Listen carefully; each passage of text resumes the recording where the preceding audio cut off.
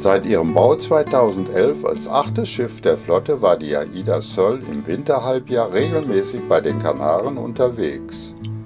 Im Sommer erkundete sie vor allem die traumhaften Fjorde in Norwegen. Daraus ergibt sich, dass es zweimal im Jahr eine ganz besondere Kreuzfahrt gibt, die Überführung von Las Palmas oder Teneriffa nach Hamburg bzw. umgekehrt.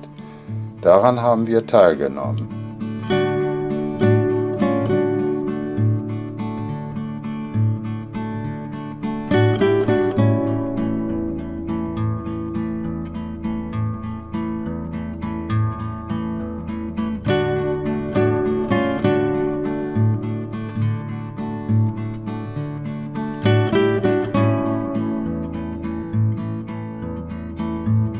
Ich empfehle dringend, dass man vor Abreise in Santa Cruz de Tenerife ein paar Tage auf der schönen Insel verbringt und nicht gleich an Bord geht.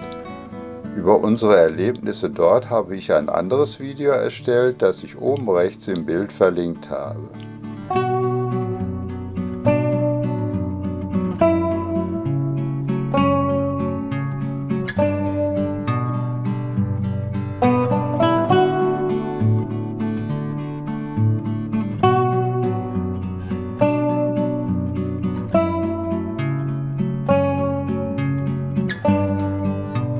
Sind aber noch 5 Stunden. Würde man loslaufen. Sind noch 5 Stunden.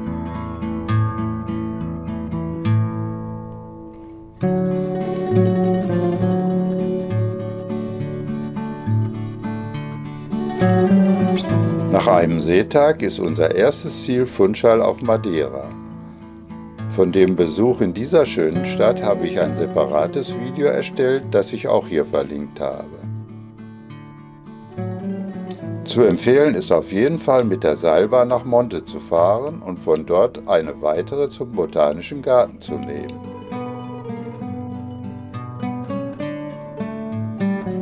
Wer möchte, kann auf der Rückfahrt den Korbschlitten benutzen.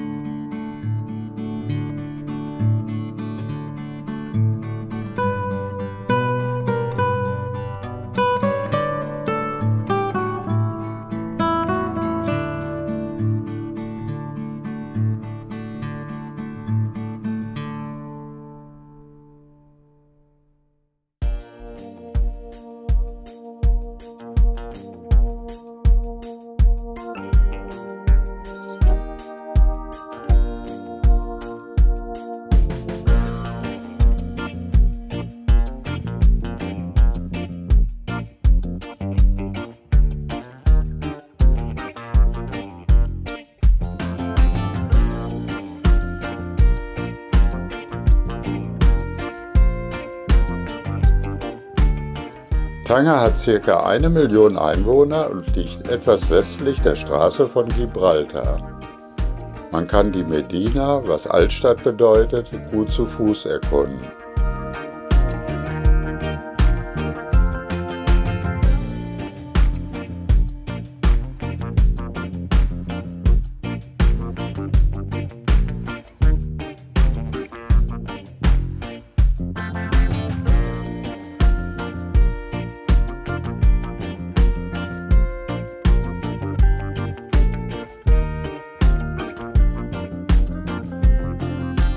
Für Leute, die nicht ganz so fit in Englisch sind, ist es zum Beispiel an der Rezeption hilfreich, dass die Bordsprache Deutsch ist. Mit dem Kellner oder Kabinensteward redet man aber dann doch meist in Englisch.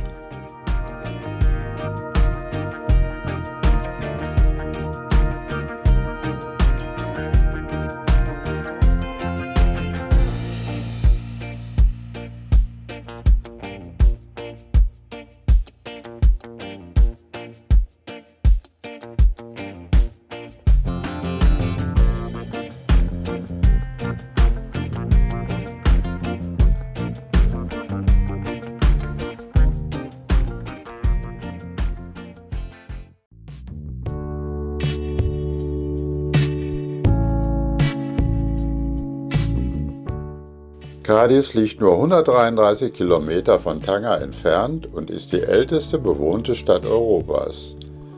Sie wurde vor 3000 Jahren von den Phöniziern gegründet.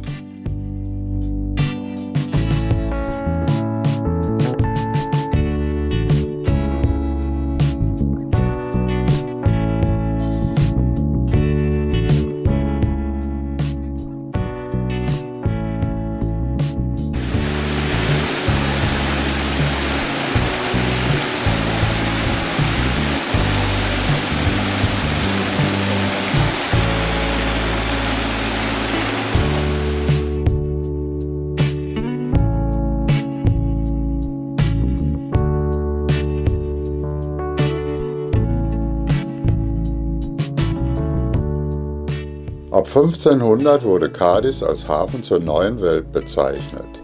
Schon Kolumbus startete bei seiner zweiten und vierten Fahrt nach Amerika von hier.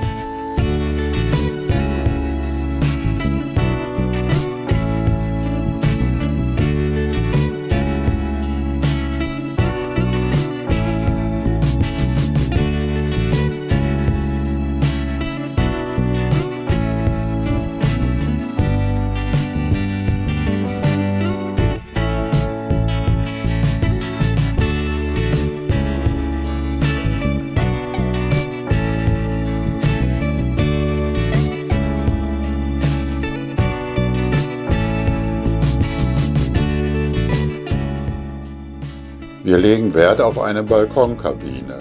Innenkabinen sind uns zu dunkel und Außenkabinen haben nur ein geschlossenes Fenster. Die Klimaanlage war leise und von draußen haben wir so gut wie nichts gehört.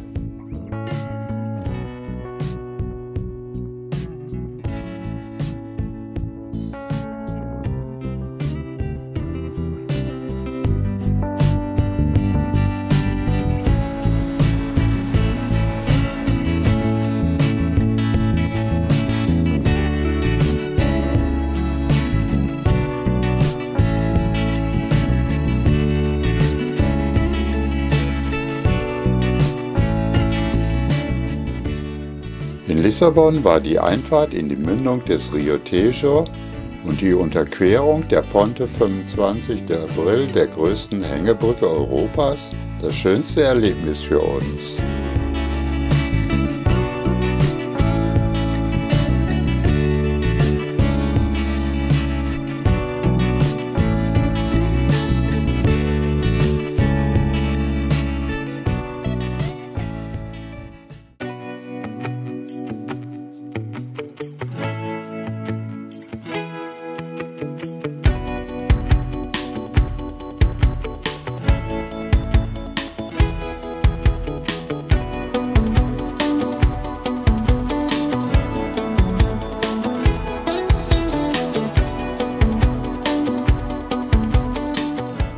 Die Stadt haben wir später mit Hop-on, Hop-off-Bussen erkundet.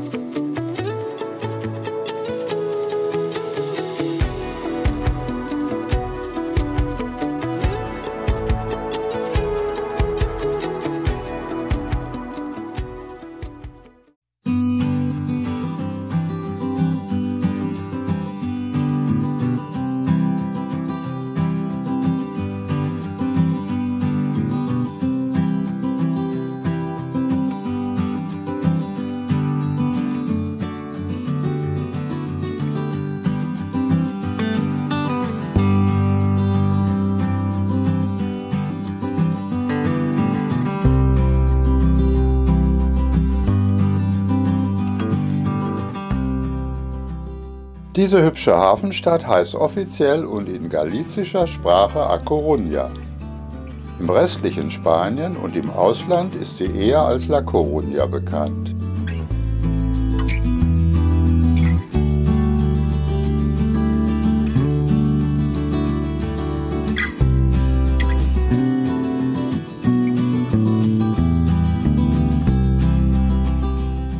Berühmt ist sie für den ältesten Leuchtturm der Welt, der bereits im Jahre 110 nach Christus von den Römern erbaut wurde.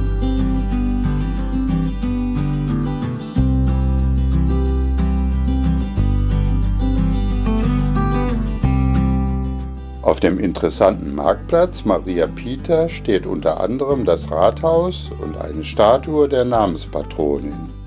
Sie hat im 16. Jahrhundert die Stadt vor einer Invasion von Sir Francis Drake gewarnt.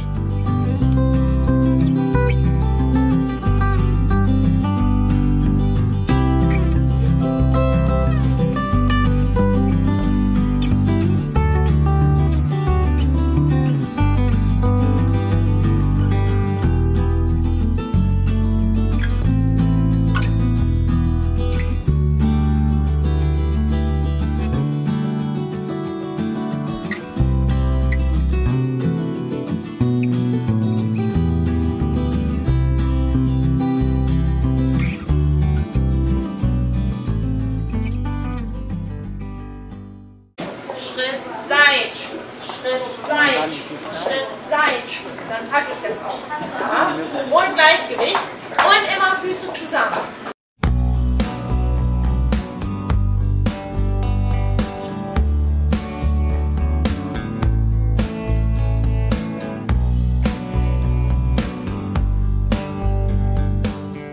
Le Havre ist mit über 170.000 Einwohnern die größte Stadt der Normandie.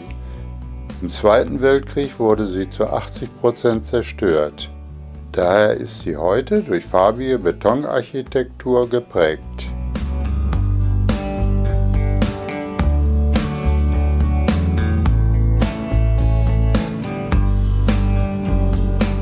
Da uns der Weg nach Paris mit 6 Stunden Busfahrt aber viel zu weit war, haben wir eine Besichtigung des Ortes vorgezogen, zumal der Stadtkern seit 2005 in der Liste des UNESCO-Welterbes steht.